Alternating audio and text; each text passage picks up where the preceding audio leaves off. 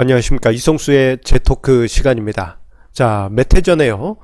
세계경제포럼에서 우리나라의 금융 성숙도 순위가 80위권에 이른다라는 충격적인 뉴스가 있었습니다.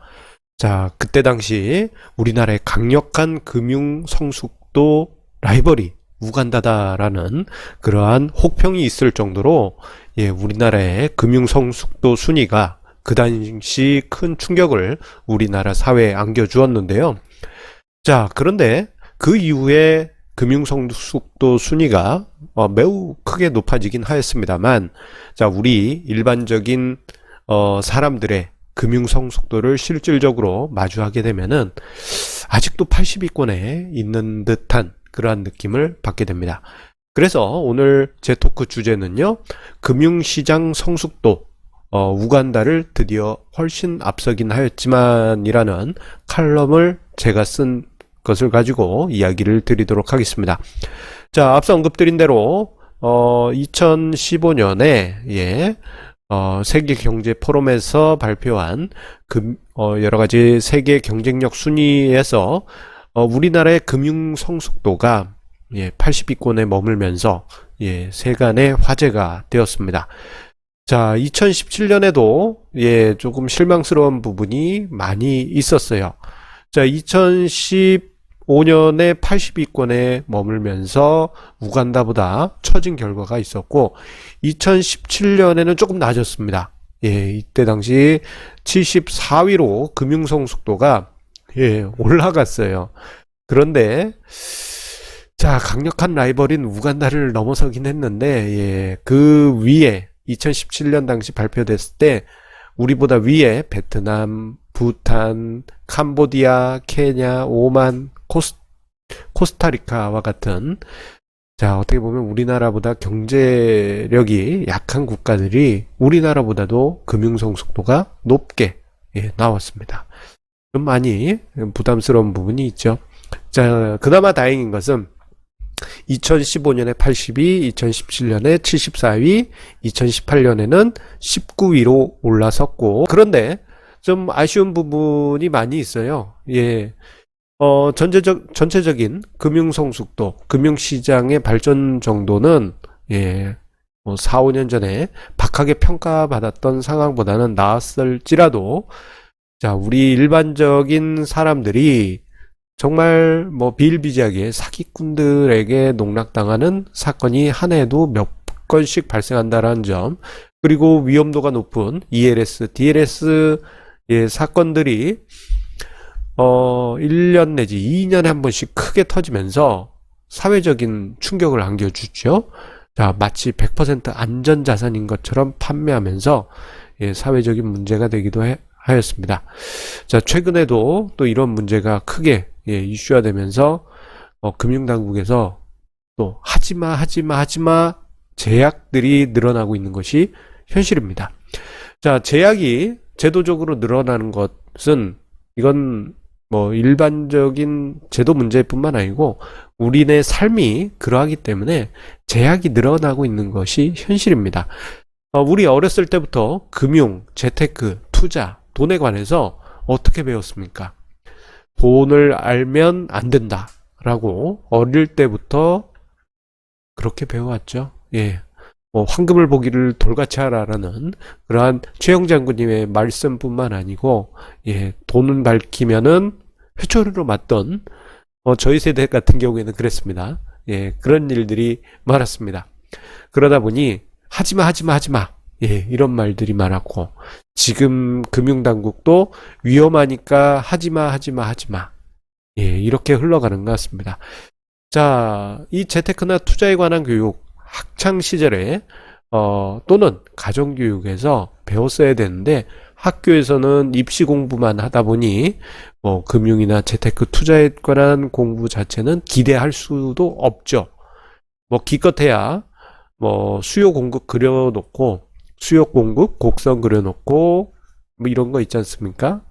공급이 늘어나면 가격이 떨어지네, 수요가 늘면 가격이 오르네, 이런 것만 배우지, 그것도 주입식으로 배울 뿐이지 투자나 재테크에 관한 공부가 없는 것은 현실입니다. 대부분의 사람들이 뭐 지금 20, 30대 젊은 층도 마찬가지고요. 자기 손으로 직접 예금 통장을 만들어 본 사람은 20대에 만들어 본 경우가 은근히 많을 겁니다. 예.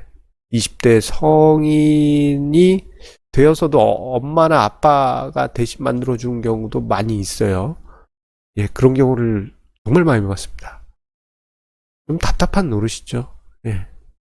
성인이 됐으면, 또는 저 같은 경우는 어렸을 때 은행에 직접 가가지고 예금 통장 어떻게 만듭니까? 물어본 다음에 그 서류 필요한 거 동사무소 가서 띄워가지고 직접 제가 통장 만들었어요.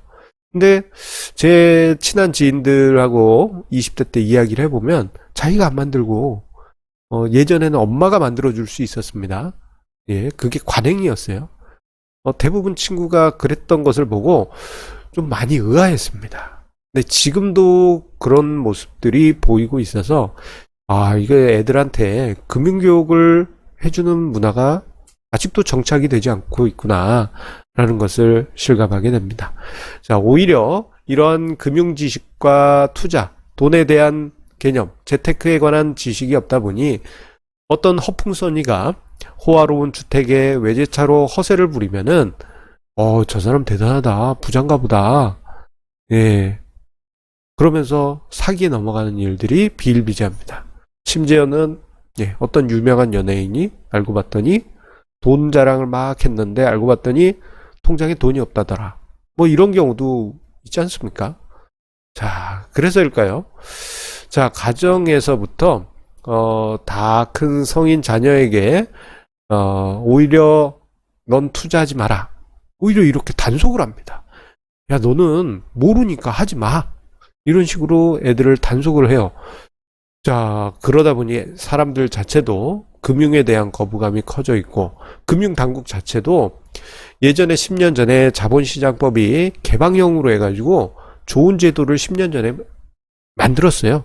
예, 2005년, 2007년 그때 딱 좋게 만들었는데, 자, 그 이후부터 해서는 뭐 시행령이나 또는 뭐 부칙조항 등등 해가지고 하지마, 이것도 하지마, 저것도 하지마, 금융 소비자는 아무것도 모르니까 아무것도 하지 마세요. 이런 식으로 가고 있는 것이 현실입니다. 또 그리고 사람들은 당연히 그래야 된다는 것처럼 생각하고 있습니다.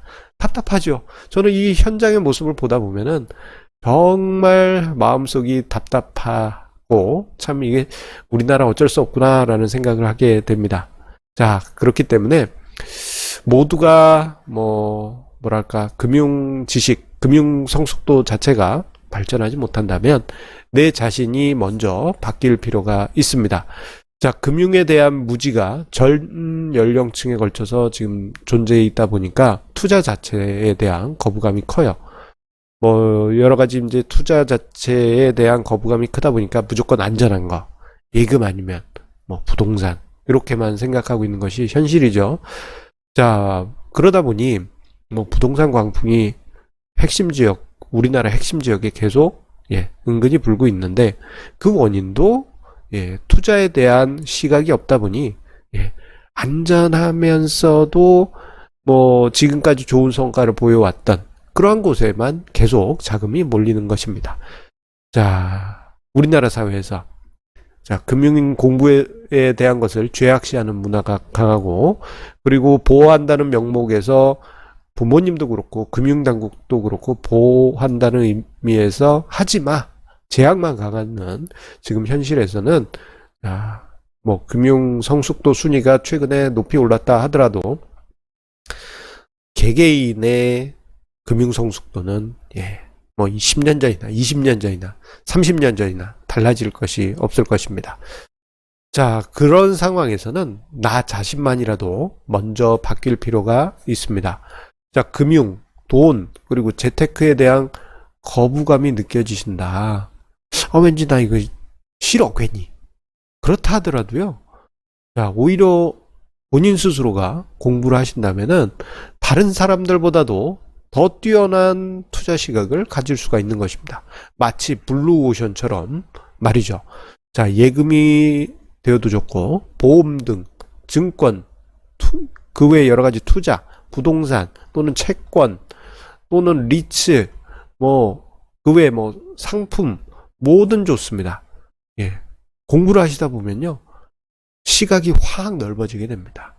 왜 위험이 많은 곳에서 수익이 생기는지, 안전자산에만 투자하면 장기적으로 왜 수익이 한정되고 복리의 효과가 낮은지, 이것을 실감할 수가 있어요. 그런데 이것을 공부를 하지 않게 되면은 그냥 책에서만 팠어요 하는 정도로 그치게 될 뿐이죠. 그리고 나중에 언젠가는 공부를 하지 않을 경우엔 우리나라 일반 사람들의 금융성숙도는 미래에는 또다시 이렇게 슉 하위권으로 떨어져 있을 수 있습니다. 하지만 이런 상황에서 오히려 내 자신만이라도 먼저 발전해 있다면 재테크와 투자는 여러분들이 엄청나게 다른 누구보다도 뛰어난 실력자가 되어 있으리라 생각이 됩니다.